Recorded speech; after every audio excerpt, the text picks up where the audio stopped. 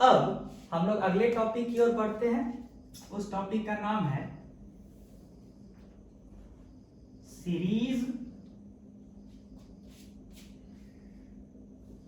Oblique parallel combination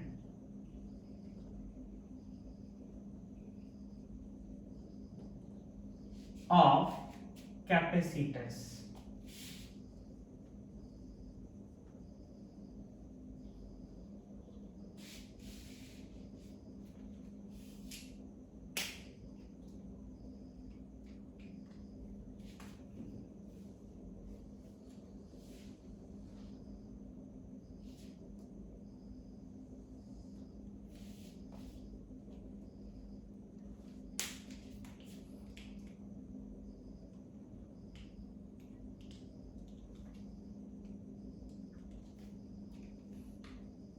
देखिए, सबसे पहले आते हैं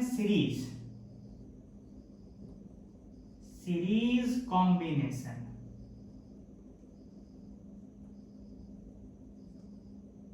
किसको कहते हैं, ध्यान दीजिएगा।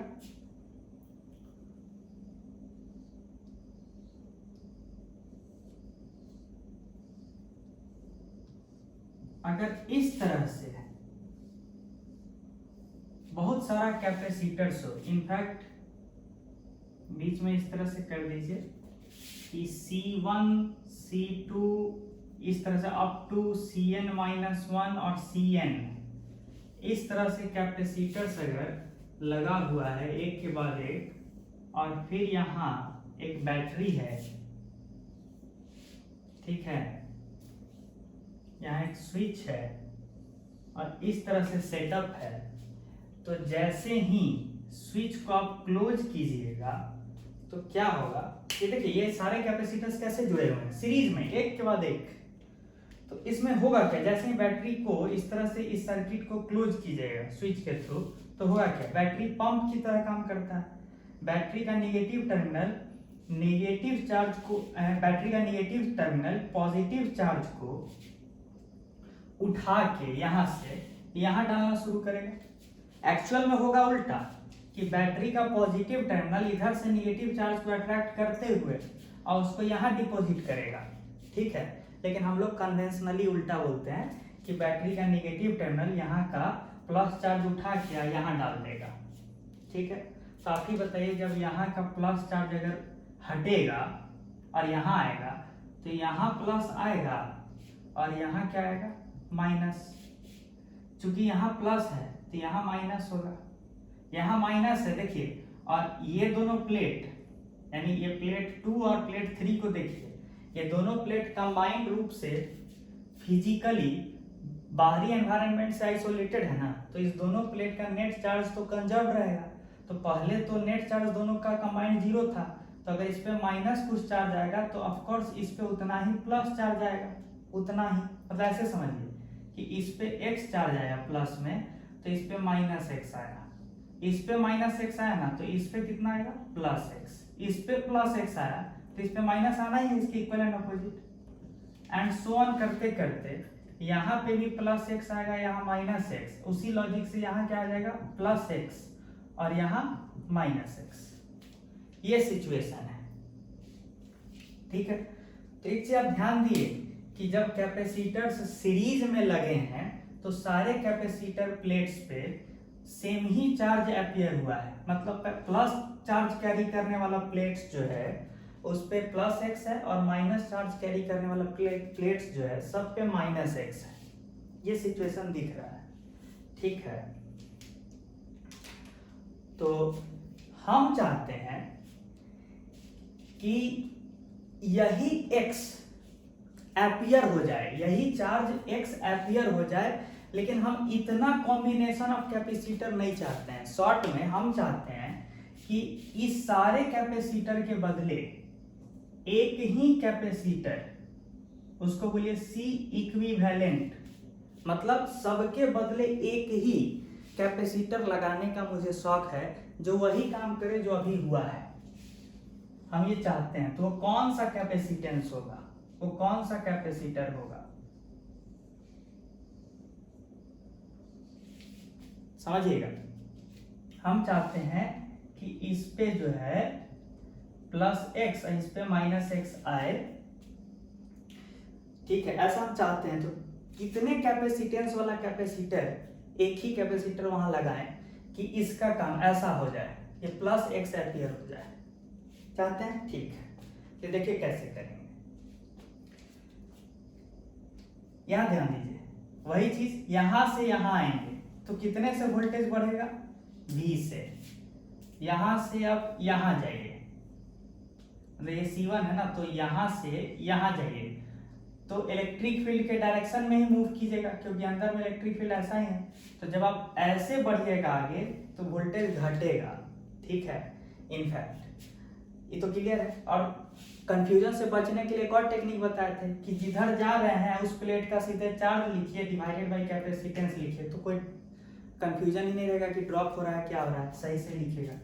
तो यहाँ से यहाँ आए तो V, यहाँ से यहाँ गए तो minus X by C1 voltage, फिर यहाँ से यहाँ तक तो माइनस, क्योंकि माइनस एक्स बाई C2, मतलब वोल्टेज गिरता जा रहा है, and so on up to minus X by CN करके हम यहाँ पहुंच गए। यहाँ के बाद तो कोई ड्रॉप नहीं होगा अब, तो इक्वल टू क्या होगा, 0। जहां से चले थे वहीं पे पहुंचने पे नेट वोल्टेज ड्रॉप 0 होगा। दिस इंप्लाइज दैट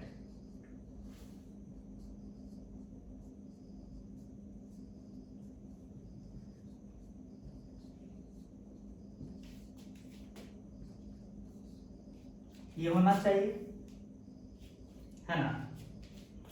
अब इस चीज को ध्यान दीजिए, ये होना चाहिए। हम चाहते थे कि इस सेटअप के बदले एक ही C लगाएं और मेरा उतना ही चार्ज एम्पियर हो प्लेट्स पे जितना यहाँ हुआ था, x और माइनस एक्स, बस इतना ही चाहते थे। तो यहाँ पे भी तो रिलेशन वही है ना, यहाँ से यहाँ जाइए तो V, फिर यहाँ से यहाँ आइए तो minus X by C equivalent, यानी V minus X by C equivalent बराबर 0। दिस इंप्लाइज दैट V बराबर x बाई सी इक्विवेलेंट।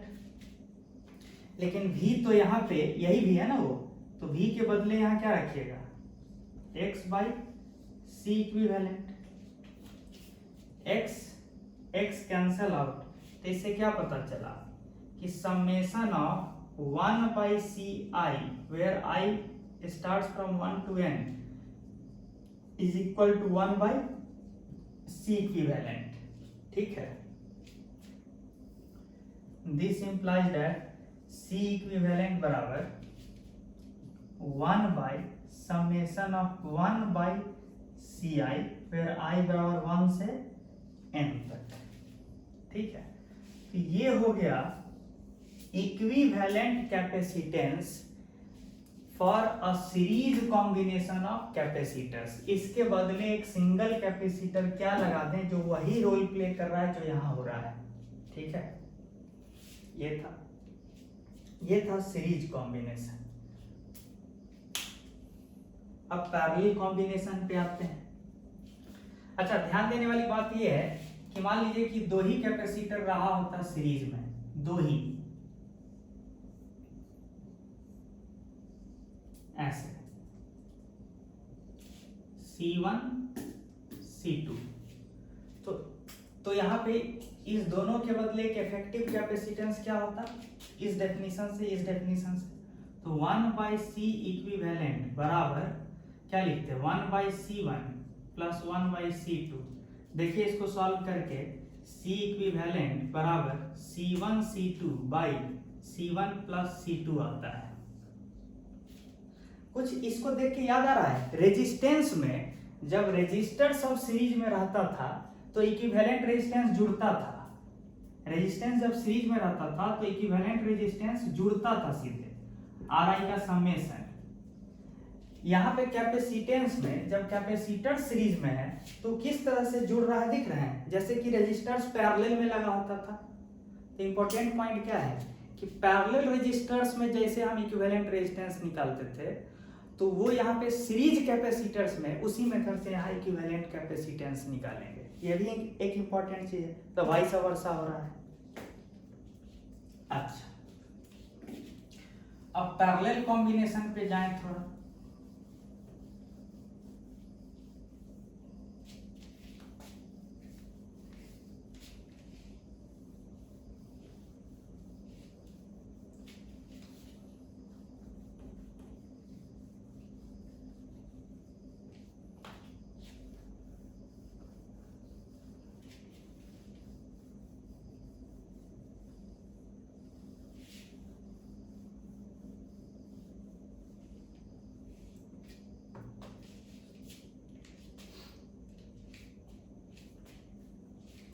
देखिए, अगर इस तरह से कैपेसिटर्स लगे हों,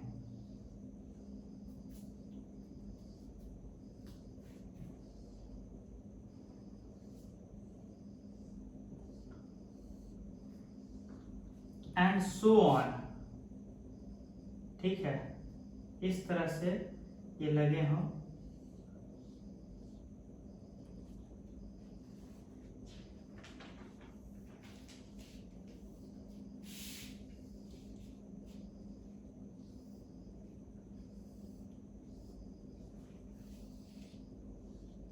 ये बैटरी,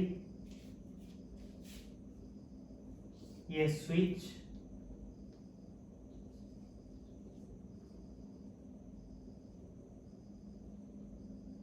इसको अगर क्लोज कर दिए तो क्या होगा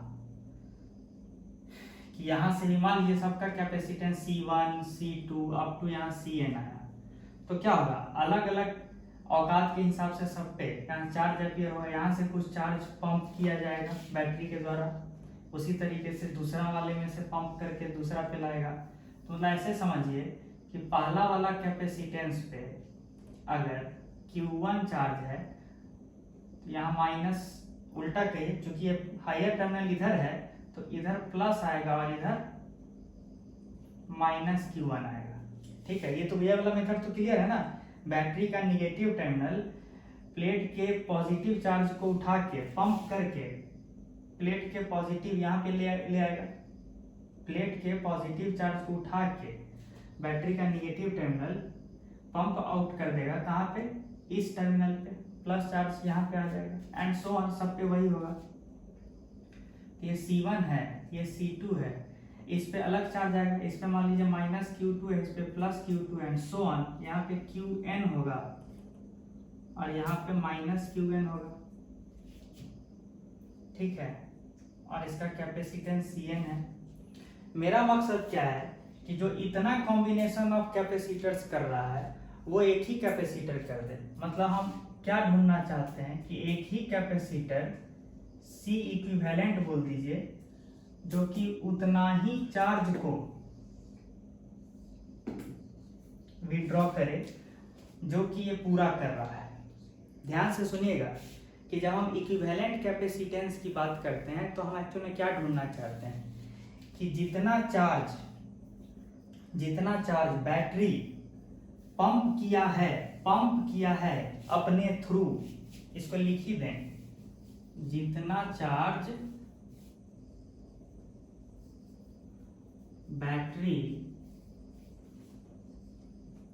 पंप किया है, समझाने के लिए स्टेटमेंट लिख रहे हैं, समझाने के लिए, नहीं कि किसी को जाके बोल दीजिएगा कि बैटरी के बारे में बोल रहे हैं सर कि पंप कर रहा है। तो जितना चार्ज बैटरी पंप कर रहा है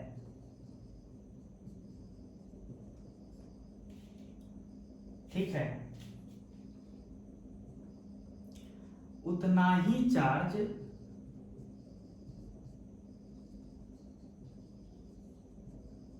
हम पंप करवाना चाहते हैं,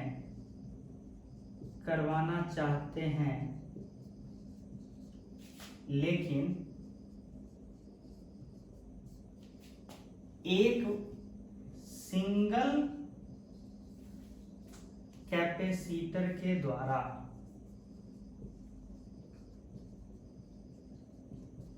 उसी सिंगल कैपेसिटर को उसी सिंगल कैपेसिटर के कैपेसिटेंस को क्या बोलते हैं, सी इक्विवेलेंट। उसी सिंगल कैपेसिटर के कैपेसिटेंस को सी इक्विवेलेंट बोलते हैं। अच्छा, तो अब ध्यान दीजिए यहाँ पे माइनस, यहाँ पे कितना चार्ज आ रहा है, plus Q1 plus Q2 and so on up two plus Qn। तो टोटल चार्ज तो इतना विड्रॉ हुआ है, मतलब टोटल चार्ज कितना विड्रॉ हुआ ओरिजिनल सर्किट में, कितना बैटरी के थ्रू पंप होके गया है। तो ये सब गया है ना, शुरू में तो इस पे कुछ चार्ज ही नहीं था। तो Q1 plus Q2 and so on up to Qn, total sum of charge जो है आप चाहते हैं उतना ही चार्ज यहाँ पे आए, यहाँ पे। लेकिन हम जानते हैं लेटेस्ट से कि यहाँ जो चार्ज आया वो कैपिटल Q है, यहाँ माइनस कैपिटल Q है। तो यहाँ पे चार्ज और वोल्टेज में क्या रिलेशन होगा, यहाँ से यहाँ जाएंगे तो V नॉट, और यहाँ से यहाँ आएंगे तो माइनस Q बाई सी। तो V naught minus capital Q by C, in fact V बोल दीजिए simple, V minus capital Q by C should be zero. This implies that Q बराबर CV, कैपिटल Q बराबर CV। तो हम चाहते हैं कि ये जो सारा स्मॉल चार्जेस का सम हो, ठीक है ना,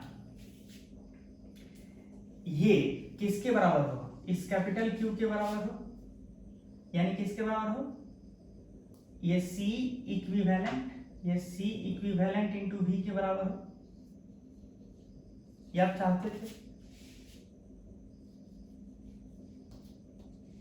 C इक्विवेलेंट इंटू V के बराबर आप चाहते थे कि ये सम ऑफ चार्जेस हो।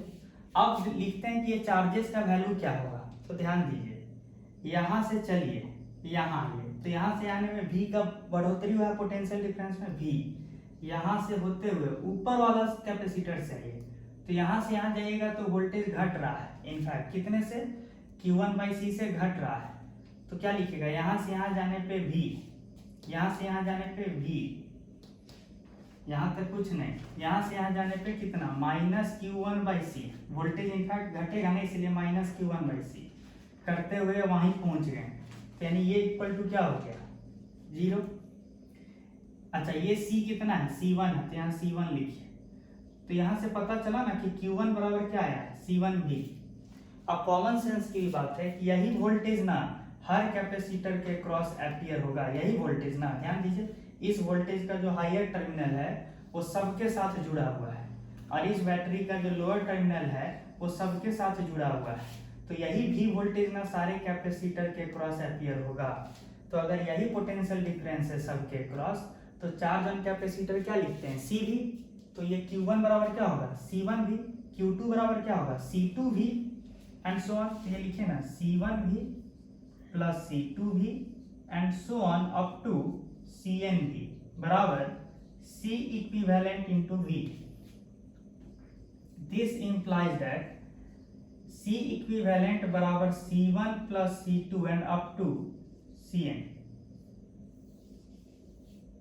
मतलब ये जो पूरा सेट ऑफ कैपेसिटर्स था, इसके बदले अगर आप एक ही कैपेसिटर जिसका कैपेसिटेंस सम ऑफ कैपेसिटेंसेस के बराबर हो, तो मेरा वही काम होगा, मतलब मेरा वही चार्ज यहाँ ड्रॉ किया जाएगा जो टोटल चार्ज इन सारे प्लेट्स पे मिला के ड्रॉ किया गया था, यानी पंप किया गया था बैटरी के द्वारा। समझ में आया।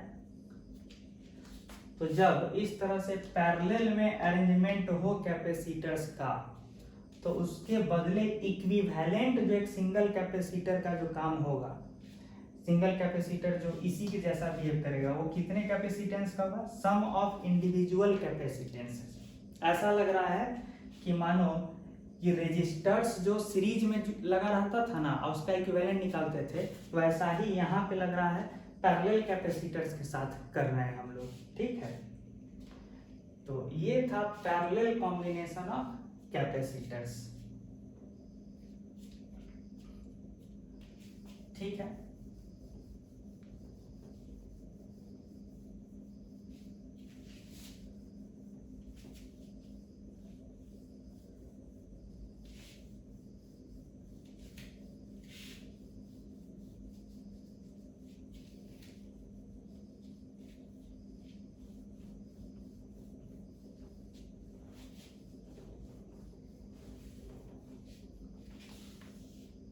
तो अब अगले सेक्शन में हम क्या करते हैं कि ये तो हो गया बेसिक थ्योरी। अब कुछ न्यूमेरिकल्स पे जाते हैं, न्यूमेरिकल डेमोन्स्ट्रेशंस पे, कि हम कैसे equivalent capacitance in different situation निकाल सकते हैं और उससे रिलेटेड बहुत सारा न्यूमेरिकल। ठीक है,